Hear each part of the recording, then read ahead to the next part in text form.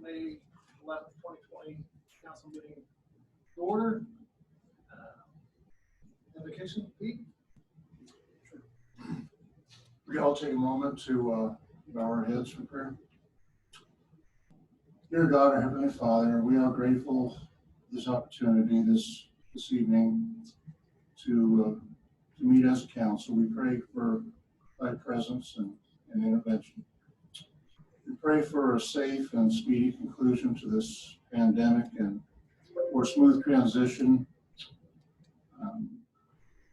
back to working and family life as we know it. Lord, we ask for thy guidance this evening for this council as well as ongoing inspiration for all county leadership. We pray for these things in Jesus' name. Amen. Thank you. Please stand for the Pledge of Allegiance. To the flag of the United States of America, and to the republic for which it stands, one nation, under God, indivisible, with liberty and justice for all.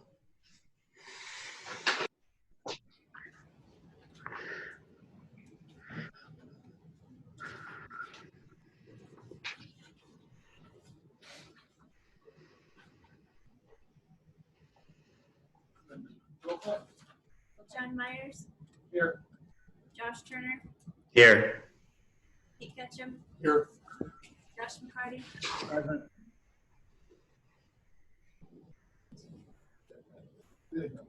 Rob Henderson, Here. Jonathan Myers, Here. and then Jim Eisen, we think is trying to connect. All right. Prior to the approval of tonight's meeting, there's a couple changes in addition. Under consent agenda B11, the fund should be 8901 instead of 8019. And under C7 or add C7 will be maintenance. It looks like Jim's on now.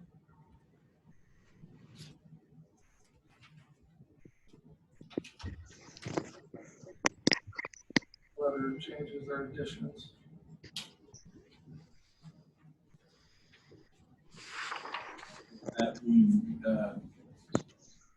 John, the only changes and additions, I'd motion to approve tonight's agenda as presented and amended. Second. Motion by Mr. Henderson, second Mr. Ketchum, all in favor? Aye. Public comments?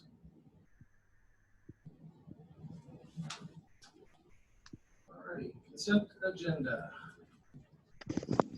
There any this further?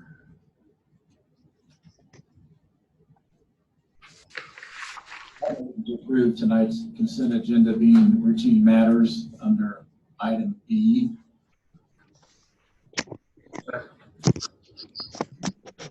Motion by Mr. Henderson, second by Mr. Ketchum, all in favor say aye. Aye. Aye. All opposed? Excuse me. Are you able to hear me, John? Yes. I'm not getting any volume.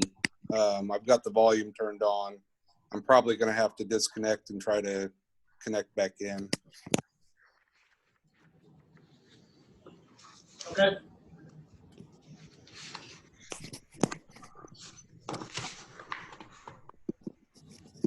Next, emergency management. John, can you pick up the roll call votes again? Remember how you did roll call votes last month and it worked so well? Okay, Okay, we can do that. all right. You're fine, what you did is fine. One vote.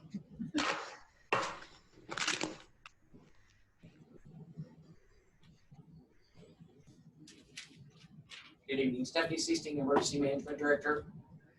I'm here to ask for an additional appropriation in my disaster spending account for an additional $10,000.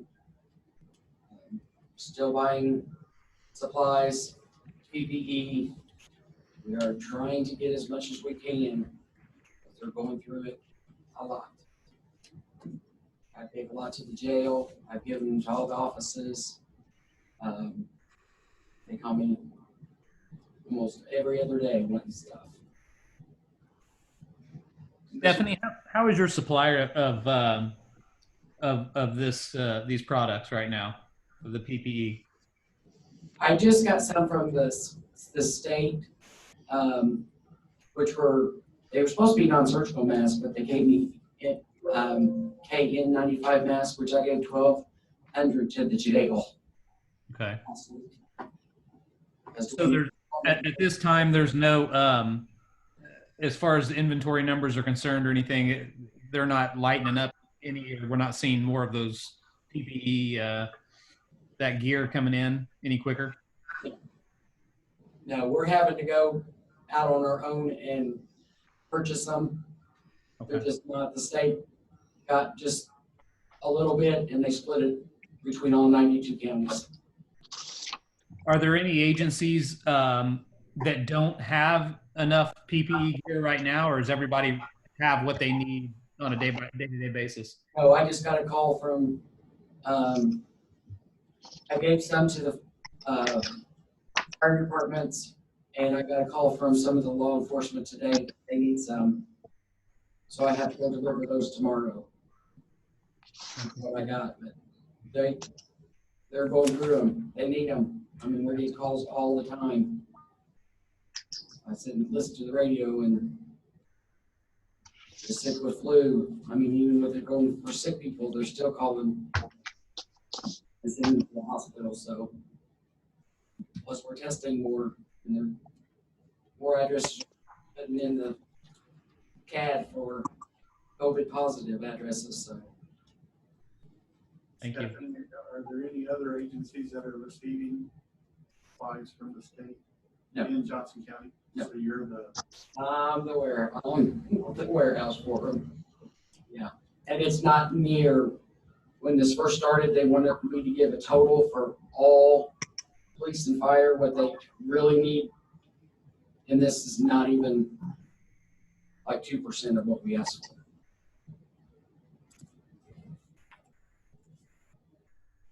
This will be reimbursed also like last month.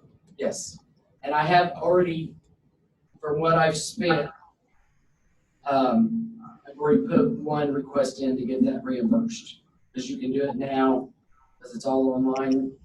You can do it, your project's open, so I can go in and do different projects, ask for more money reimbursed. Did you spend all of that from last month? Or you still have some of that left? I'm pretty close to spending it all. Stephanie, are you trying just to self-manage with the $10,000 request, or is it more prudent to not utilize your time to write this up, come in and present, and maybe look at a higher dollar amount, knowing reimbursement is part of the situation? Yeah, it probably would be, because we know it's not gonna go away. And they say we're gonna get another, I mean, especially with what's going on in the jail right now. I've been trying to give Dwayne, I mean, he purchased a lot, but he's going through it a lot. That's why I gave him 1,200 more masks that I got. So, Maybe since it'll be advertised at 10,000, so we couldn't do this tonight, but maybe going forward, if I'd be more than willing to entertain a higher dollar. yeah, I'm trying to get everything for the county. I understand. Yeah, I only advertised for 10,000. If she's next month, then you just want to put on consent, Also, Andrew Barnhart expressed to know if you guys want to hear how the jail. Sure. Can everybody hear me okay? Yes. Yes. Okay. Just an update to what Stephanie said. He's helped us out a lot. The health department is helping out as well. The sheriff's been spending a lot of money out of commissary to try and keep in stock. They're running low on N95. Got a lot of surgical masks. We're looking into some options for UV sanitizing equipment and things like that as well. especially now that we have the, as everybody knows, we have the confirmed cases of employees and inmates both. So that's going to cost additional money, and I believe the sheriff is continuing to try to pay for as much as he can out of commissary to avoid taking from Stephanie's supply, since she's trying to help everybody else in the county as well. We have the commissary that's that a lot of other departments don't have, that's helped us out on that. So I just wanted to give a little update on that specifically for us. And I do know that 58,000 that you guys just approved for them, that was that grant that I applied for them. He's already spent all that. So that's why we're trying to help them as much as we can. Stephanie, just so I can clarify one more time, you're not limited. I mean, we're not limiting you by finances, or you're not limited by finances at this point. It's just the inventory of PPE that you can receive, right? Well, I can get it from other vendors.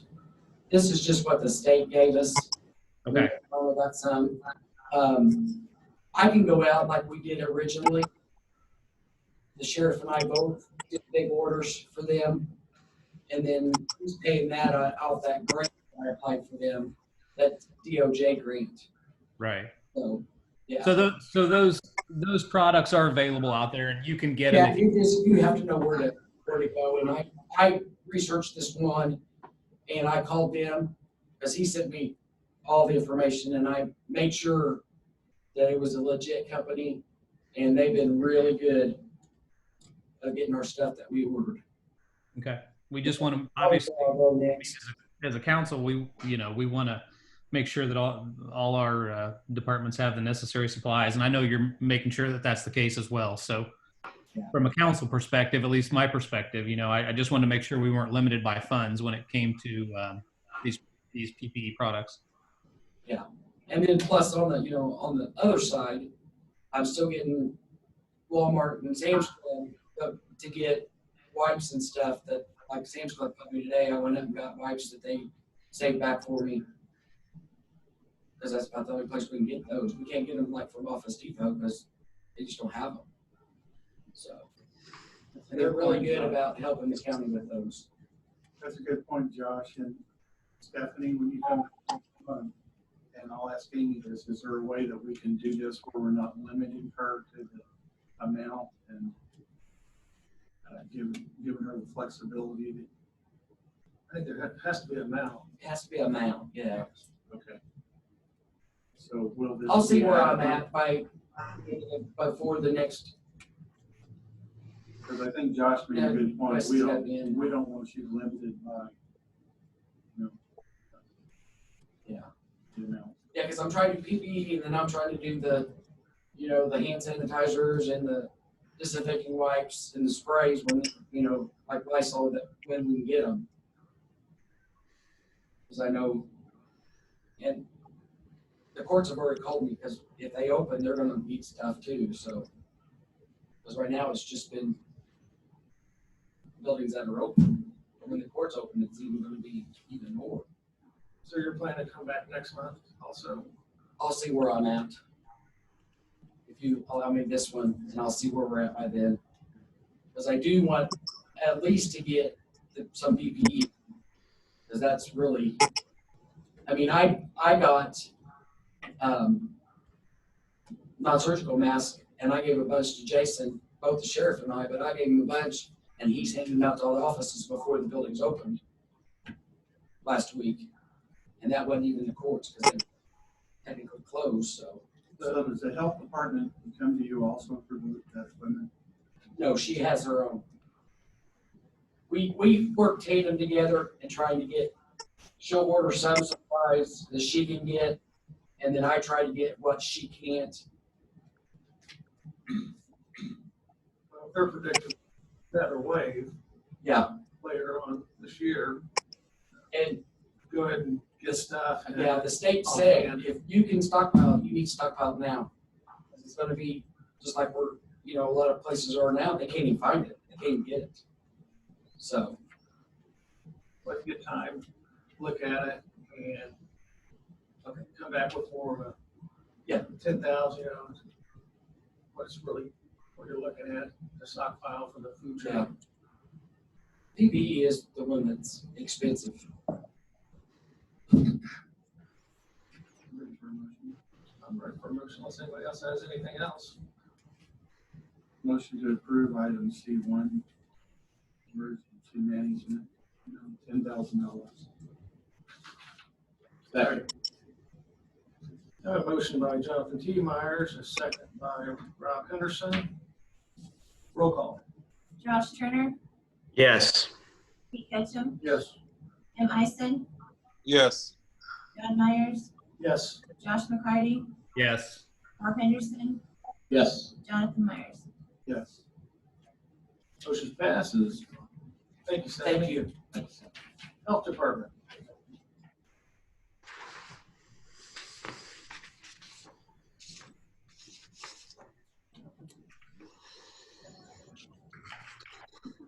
Hi, this is Mary Jane, Director, Johnson County Health Department. I'm here kind of to piggyback along with Stephanie. We're working jointly together to make sure that the county has the PPE that they need. Mine is a little bit different. The cash of what we have received comes down from the District 5 Healthcare Coalition. The great thing about that cash is that take these surgical masks we're talking about. We have some places that are paying $1.10 to $1.25 per mask. We're paying right now at about 17 cents a mask. So we have been supplied with a lot of that material. Now, it was great. We could order from the state. The state's now dropped that order down. We could order daily. We can no longer order daily. We can only order once a week. And so we have provided.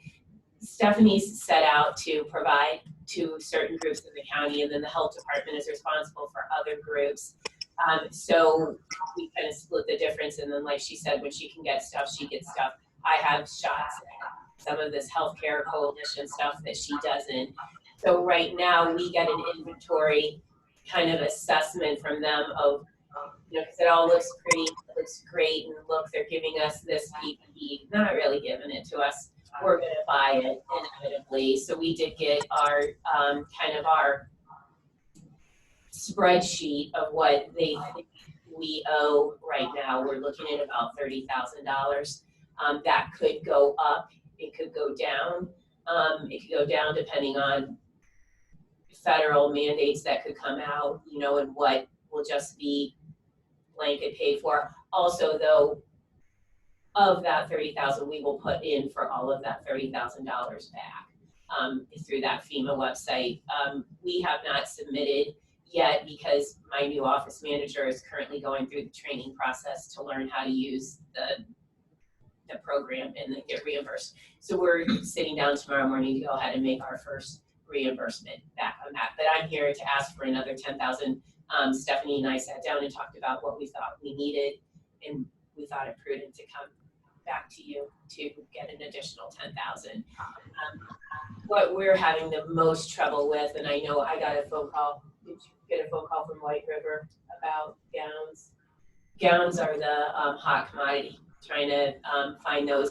We thought we had a hookup with ones for $3, which is really a really good rate because they're normally charging anywhere between $7 to $11 per gown. So we thought we had a really good hookup with the one, but we thought we bought some gowns, and then of course 3 minutes after purchasing them, we got the call that, oh no, they really didn't have those in stock, but we would, get them for us in the next 6 months. So we pulled that order. So we are in the process too of making sure that we get what we need now at a more reasonable rate so that they don't price us like they're continuing to do. So we're being very prudent in how we spend it, so that there's lots of need, and particularly with the jail too.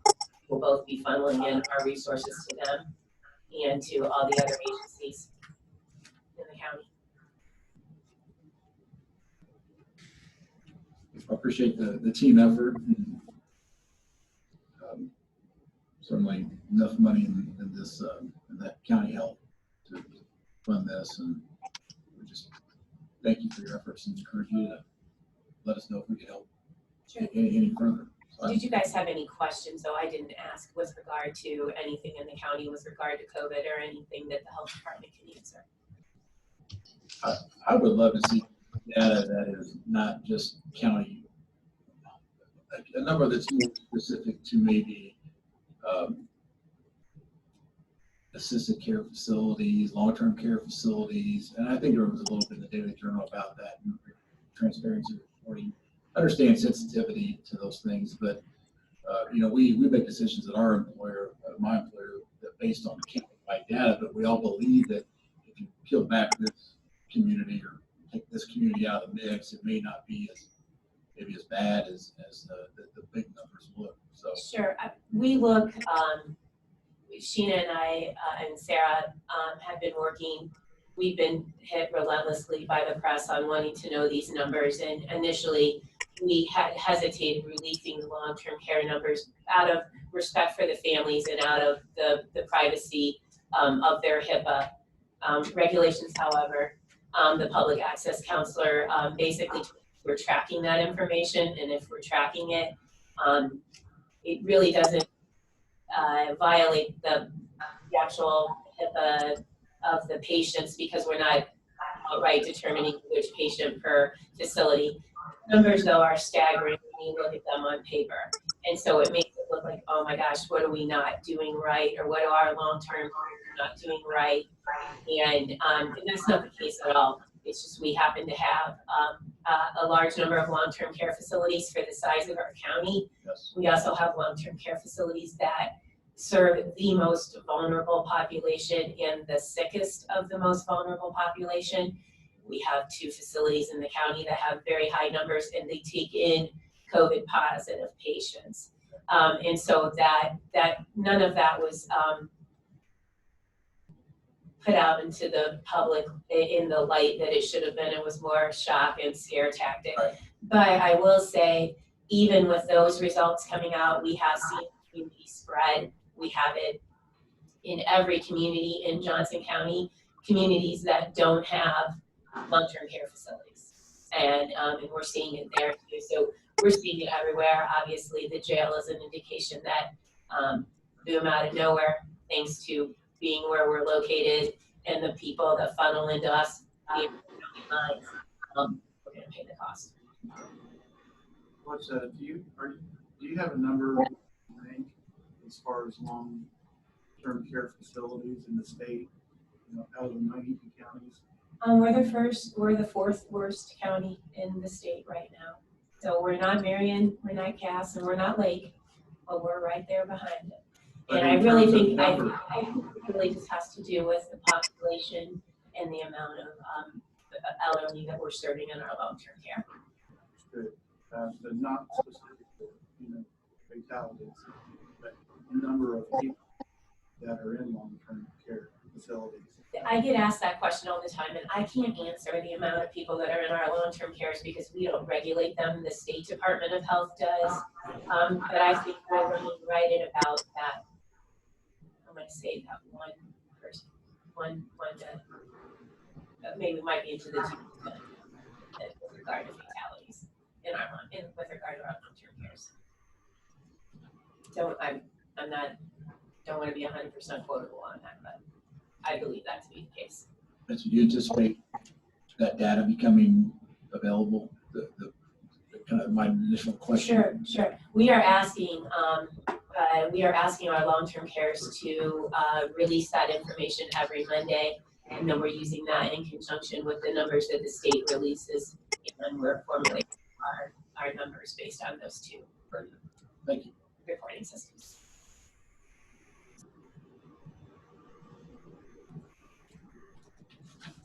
Anybody else? I'll entertain a motion. So moved. I'll motion to approve. Second. That's what I thought we had. Josh, did you make a motion? I did. Okay, Oh, didn't hear that. I didn't hear it either. Okay, we have a motion by Mr. McCarty, a second by Mr. Ketchum. Roll call. Josh Turner, Yes. Pete Ketchum, Yes. Jim Ison, Yes. Tom Myers, Yes. Josh McCarty, Yes. Rob Henderson, Yes. Jonathan Myers. Yes. All right, passes. Thank you. Thank you. Have a good evening. Good one. Highway.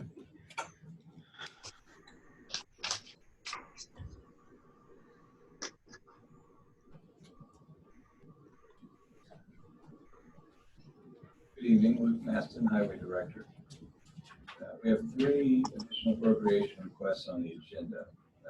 Items C4 and C5 are actually both for the same project. That's our Bridge 96 replacement project on Franklin Road in Clark Township. We are appropriating the construction inspection and utility relocation costs with these 2 requests. The first amount is equal to what we believe the 80% reimbursement amount. The federal funds will be for those 2 items, and then the second item, C5, would be what our 20% full contribution to those 2 items would be.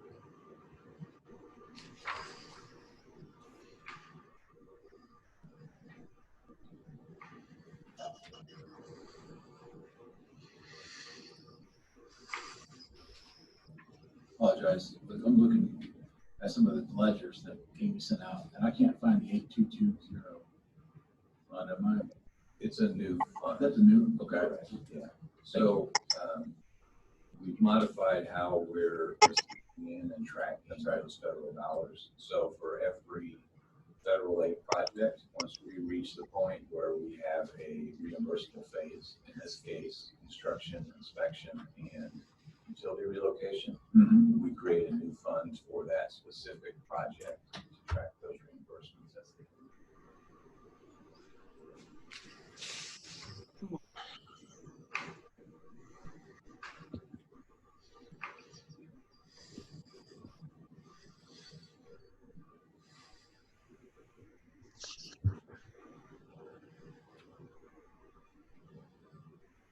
I will motion to approve items 10A,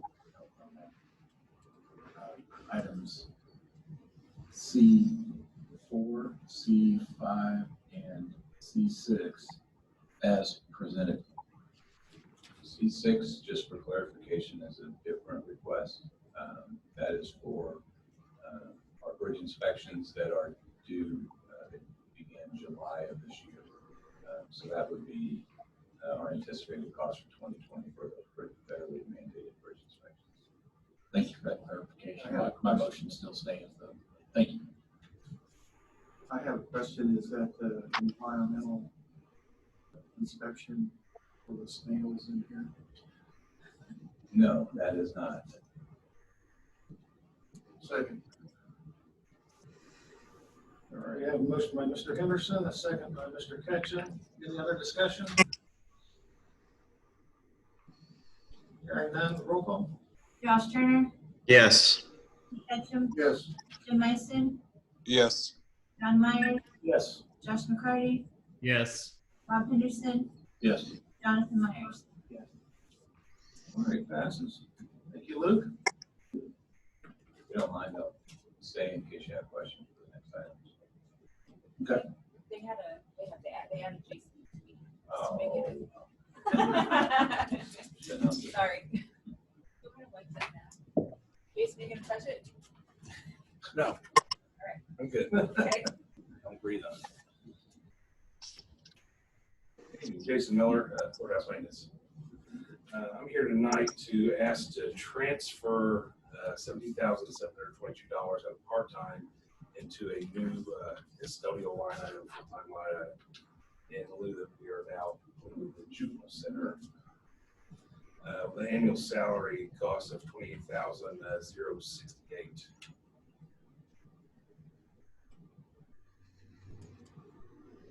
Congratulations. Thanks. It's a clean day.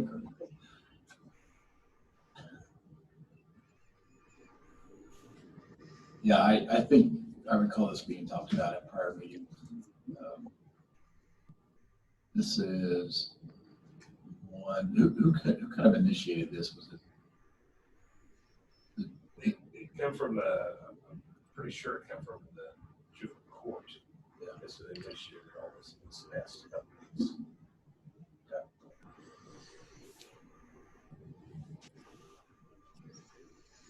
Jason, when did that discussion begin with juvenile? How long when did that begin? When did that start taking place? Last week. Last week. Okay. We started cleaning it last week. And what was being done prior to that? To my knowledge, they were cleaning it themselves. Okay. And this person will just will be custodial to that juvenile area only? No, I will split them off between the East Annex, which is adult probation, and the juvenile. Okay, but it's gonna take you another person to be able to handle that workload? Yeah.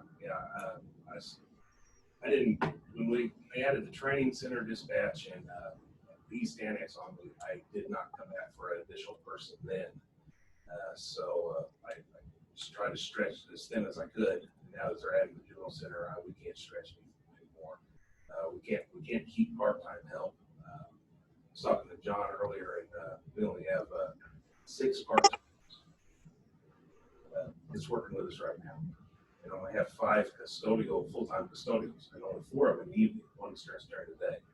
So I don't think we can stretch any thinner. So Jason, you said that they were cleaning. Who was they? Was that staff or was it another? I do not know that answer, sir. I can clarify that. Juvenile detention was cleaning juvenile court and juvenile probation also. The person that was cleaning in January went to adult probation. And detention was having some of their employees were clean here and there, but they haven't been able to keep up with it. So basically, it really hasn't been clean since January. And given the current environment, you probably would want to have somebody.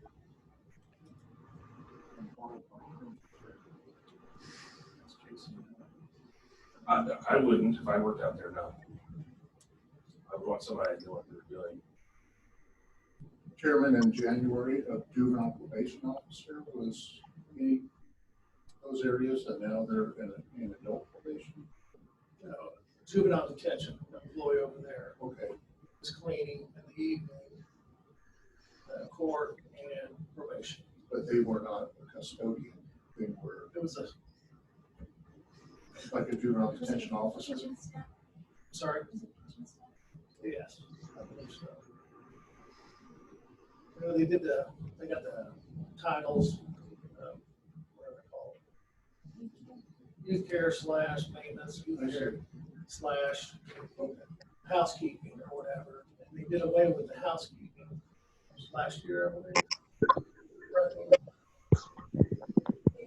couple years ago. And I talked to the judge over there, and his impression was that they share with adult probation and have them clean up their both. I assumed what I heard, there was a full-time person over at adult probation, but that's only a part-time person. Part-time position, yes. If we cut that hours, cut those back, we're gonna bring this.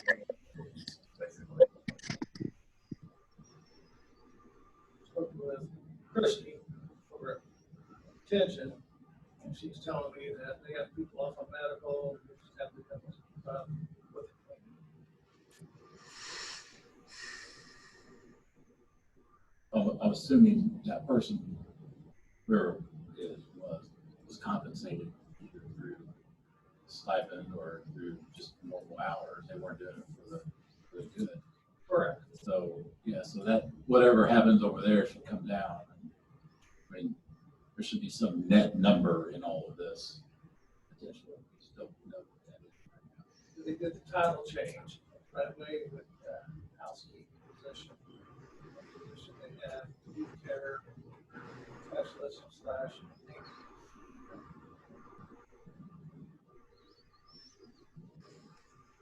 Well, I don't like that staff necessarily, but I understand the reason why, and like I said, congratulations. You get to stand here. Again, thank you. Yes.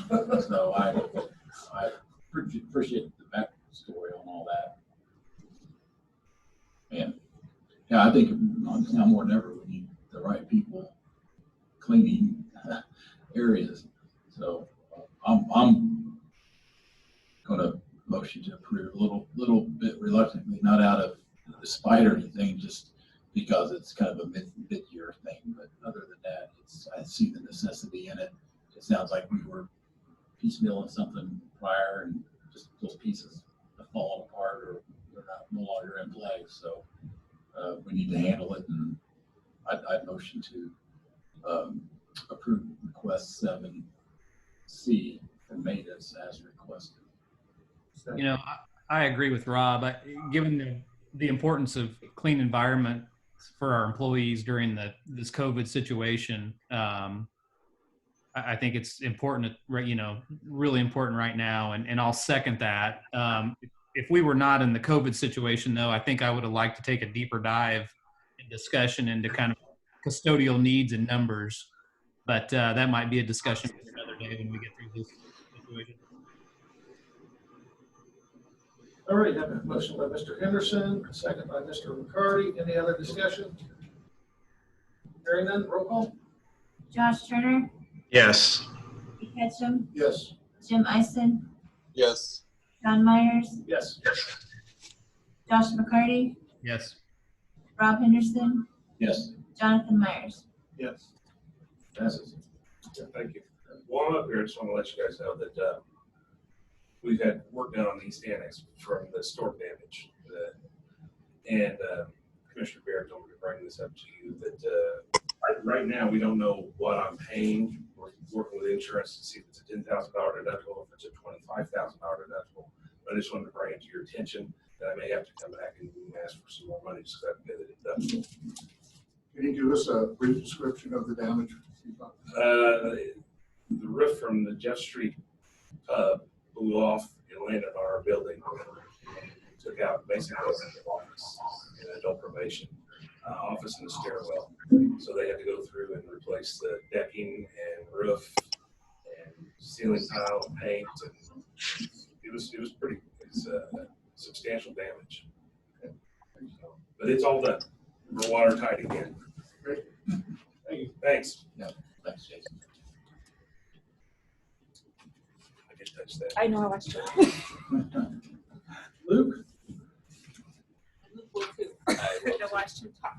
approval of an interlocal agreement between Johnson County and Indiana Center Grove Schools, Town of Bartersville, Indiana regarding road improvements in Walnut Grove. Luke Maston again, Highway Director. So yeah, we've discussed this previously. Essentially, this is the interlocal agreement that puts the funding in place to complete the improvements to County Road 450 West and the intersection of 450 West and 144 to better accommodate, in particular, bus traffic, bus and staff traffic along that road. The interlocal agreement is now ready to move forward. The funding outline was listed in the agreement that you had to review.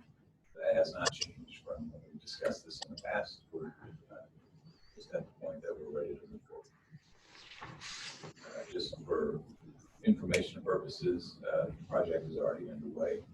A lot of the right-of-way clearing has already been done. We're currently waiting on some utility relocation work. And then once that's complete, we should be hitting it pretty hard this summer.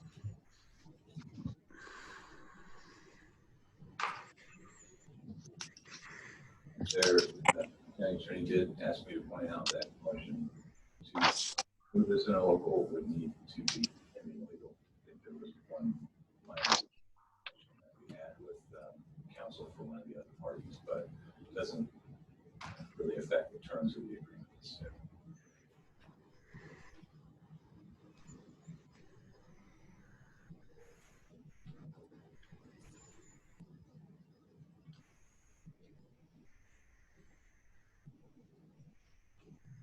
been in the works for quite a while. Yes. All right, you're at the finish line. Yep, sure are. All right.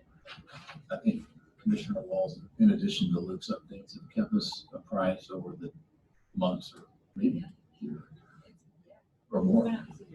I will motion to approve the interlocal agreement, pending any final review by legal, the county legal.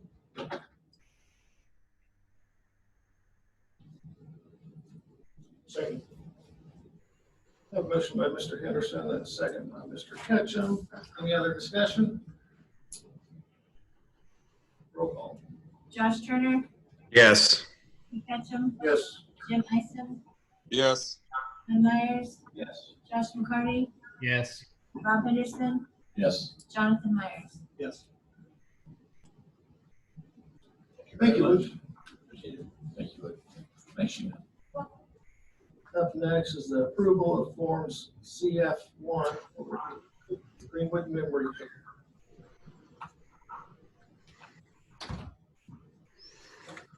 Sheena Johnson, County Attorney. What? Yes, I think he is. If you have specific questions for ellipsis, I think Chad Miller is on if you want to ask questions. It looks like both of these forms are not showing anything to be assessed as of the assessment date, which was January 1st, 2020. I don't think that any rents need to be moved yet. But if you have any specific questions, like I said, I think Mr. Miller is on.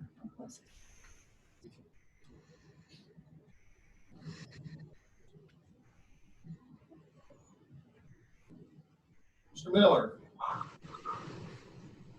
Hello, yes? Okay. You can hear us? Yes, I can.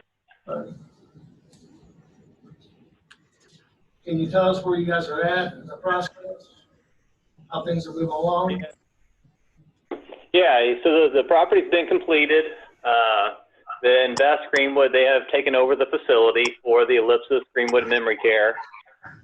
They had purchased the facility during 2019, which is why whenever you're looking at the salaries there, you'll see they added the 15 employees, which is what they were anticipating. However, the salaries are about half of where they, had said they were going to be. Reason for that was because the property, they had purchased it and they opened it in middle of 2019. So that's only a partial year of salaries. It's anticipated that during 2020, they will probably exceed that salary amount there on the CF1 form.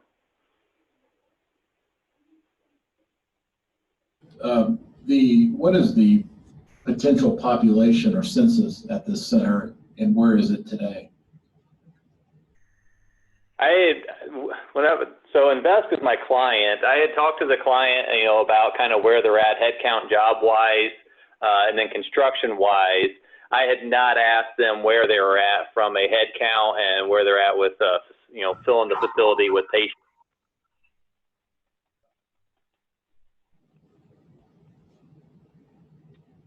And Sheena, you're saying we had no assessed value as of January 1 of 2020? That's what it looks like. I see mine. I mean, that place was. There could be there could be an assessed value on there. It's just either it wasn't available online to the public yet, or maybe they hadn't certified their values.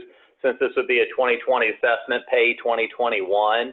I anticipate there will be an assessed value since it was completed on the assessment date of 1/1, and I will be tracking that and filing the proper paperwork with the auditor once it does get assessed. I checked with the assessor, no new construction as of 1/1. And it was what? They're not assessing them for anything on 1/1/19.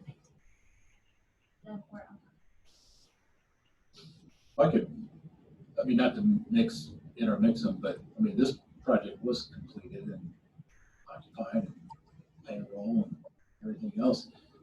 And I understand, year one is 100% abated, but so does that mean? If they're not assessed, there's no rebate. Okay, it kind of rolls forward. Yes, it kicks in first year it's assessed. Right. That is just odd to me. Maybe a question for the assessor. Yeah. So with respect to the CF one form, do we is this something we can table pending and some questions being answered by the assessor? Or do we? Good.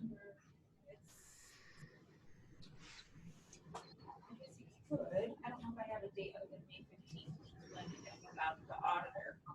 So it has been last week. So if you have questions, I guess you could table it. Yeah, and sir, normally, like I said, I file a lot of these. Normally what we do is we will be found in compliance with and then the head and the salaries. I talked to Johnson County Assessor this morning just to see when they were going to send out their notice of assessments or their Form 11s. And they're going to be sending those the end of June. Once those then get submitted, then what's called the 322 form will get filed with the auditor. And then the auditor will team that up then with the CF1 form from the council that was finding them in compliance. Wouldn't those salaries have also been stated to the council at Greenwood who's given the abatement? County. This is a county abatement? It's an island within, yeah, think of this as county, this property, it's county incorporated, everything else around it is Greenwood. So, yeah, it's a unique situation.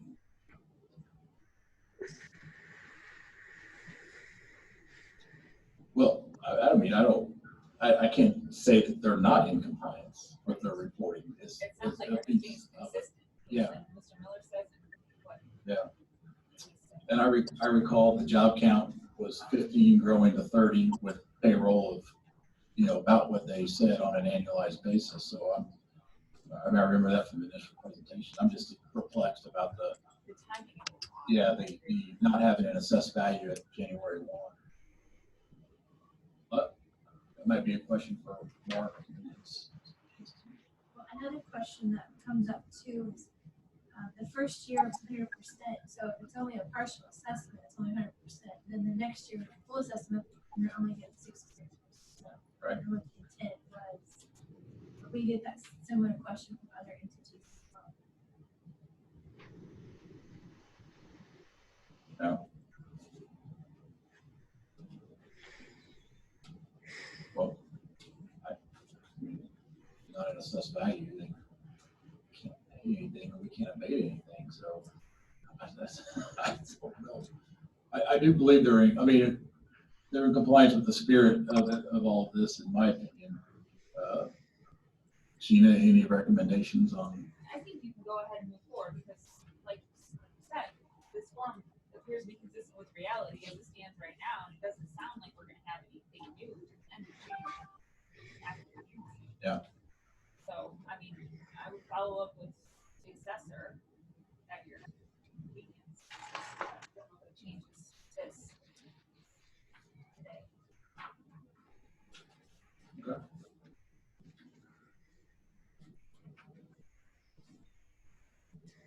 Any other questions?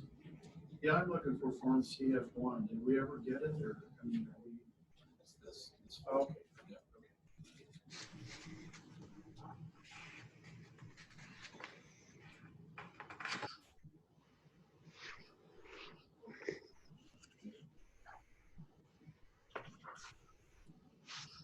Yeah. I would motion to approve our acceptance of Form CF1 for the reasons we talked about, and also I'll try to remember to pop an email over to Mark at the assessor's office. I'll copy sheet on that and see if we can at least answer the question about assessed value. Second.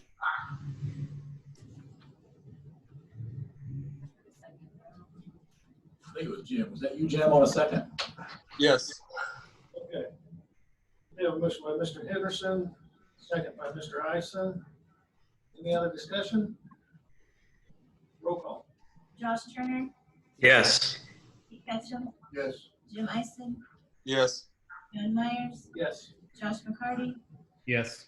Rob Henderson, Yes. Jonathan Myers. Yes. Passes. Thank you, Chad.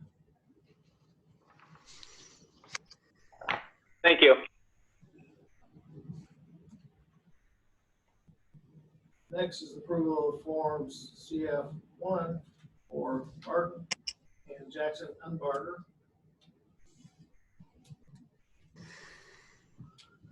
Just a couple of notes on this one.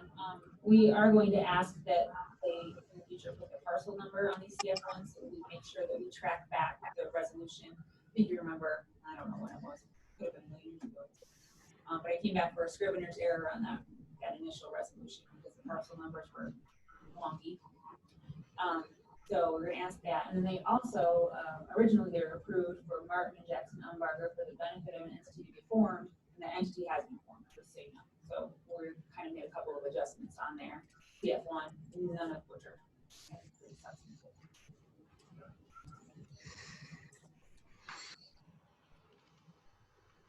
So this is for the period 2019, pay 2020, it appears. Yeah. And the other one was 20, pay 21, and these projects went through, I think, the same month or within a month of one another. Yeah. I think it should be.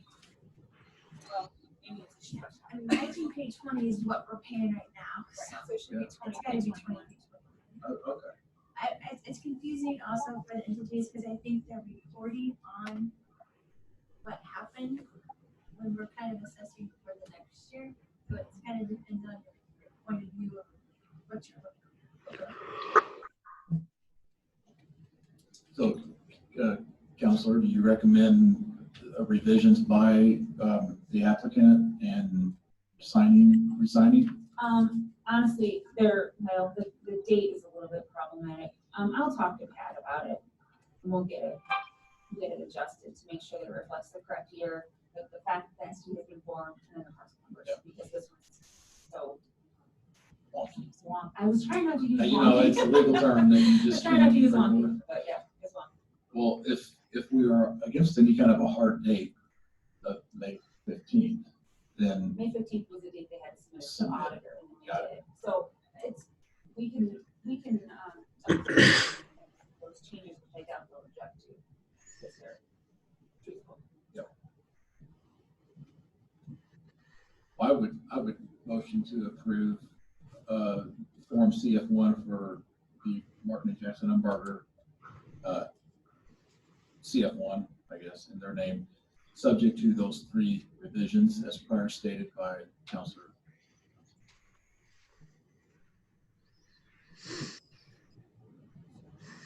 Second. We have a motion by Mr. Henderson, a second by Mr. McCarty. Any other discussion? Roll call. Josh Turner, Yes. Ketchum, Yes. Jim Ison, We lost him. John Myers, Yes. Josh McCarty, Yes. Rob Henderson, Yes. Jonathan Myers. Yes. I think Jimmy went to get a snack for Josh. He's looking a little ill. Where did Jimmy go? He's door dashing. Alrighty. Under old and new business, Amy's favorite time of the year. Budget dates.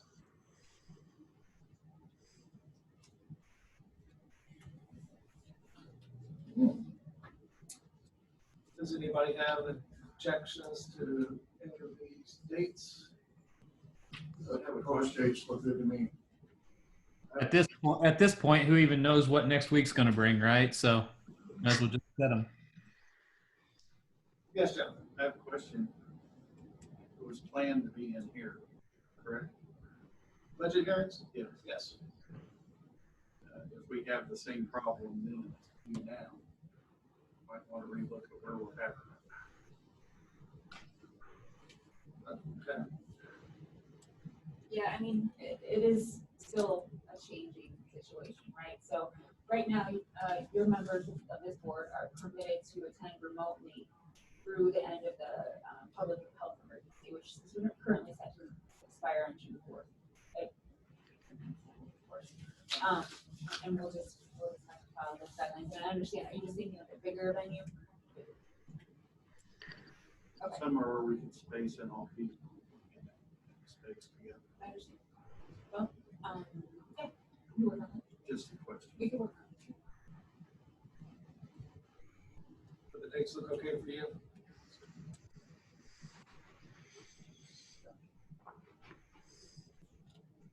We do a 2-year budget, not have to do this. Amy would love that. I'll move to approve the proposed budget hearing dates as presented. That's the one that's. Sure. First reading, Tuesday, September 8th, 2020 at 9:30 a.m. Micro order will get the financial report at 8:30. First reading on the second day is Thursday, September the 10th, 2020 at 8:30 a.m. Second reading, Thursday, September 17th, 2020 at 8:30 a.m.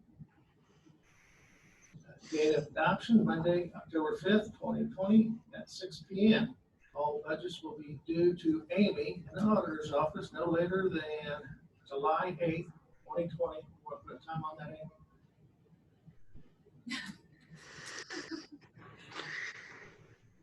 And then the binding units. Then the binding units public hearing will be on Thursday, September the 17th, 2020 at 1 p.m. Date of adoption, Monday, October 5th, 2020 at 5 p.m. So moved. Second. Have a motion by Mr. Ketchum, a second by Mr. Henderson. Any other discussion? Roll call. Josh Turner, Yes. Hickam, Yes. Jim Ison, John Myers, Yes. Josh McCarty, Yes. Bob Henderson, Yes. Jonathan Myers. Yes. I guess, other thing, did you guys get that email from Michelle Graves on food and beverage income? Was that like 10 days ago or something? Yeah, May Last 1st. week. Okay. She's gonna be emailing that out every month, just to give you guys a heads up where the numbers are at. So, make sure you guys check your emails for that. Anything else? Mr. President, I would, I think Barb Davis indicated we should be receiving that HR study report. I believe it's late this week, maybe, or early part of next week. I can't remember now. I think it's this week. I think it's Friday, Friday. but that's the plan. That's, so with that, we'll all receive copies or a copy of that. And I don't know what your thoughts are about forming a committee to review it, or if we all want to just put that on the agenda for June and have ample time for open dialogue and comment on that. Just a thought for next month. We could put it on the agenda and decide to put a committee together. And did you say the public health order expired June 4th, or did you intend July 4th? Sheena. I think the current emergency health order actually expires July 4th, or June 4th. June I did mean June 4th. 4th. Okay. Right on my I will be out of state on the 11th, our next meeting. So if it's possible, I'd like to zoom in for that meeting on that Monday. If we're still, You're still allowed. if you're still allowed to do that, Okay. yes. President, will Mike Reuter be giving us, input? Yes, he's tentatively on the schedule for next month, depending on if he gets the numbers from the state. If he gets them, he'll be here. If not, we'll probably have a special meeting.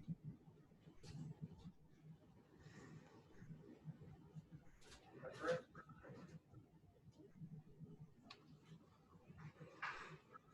Anything else?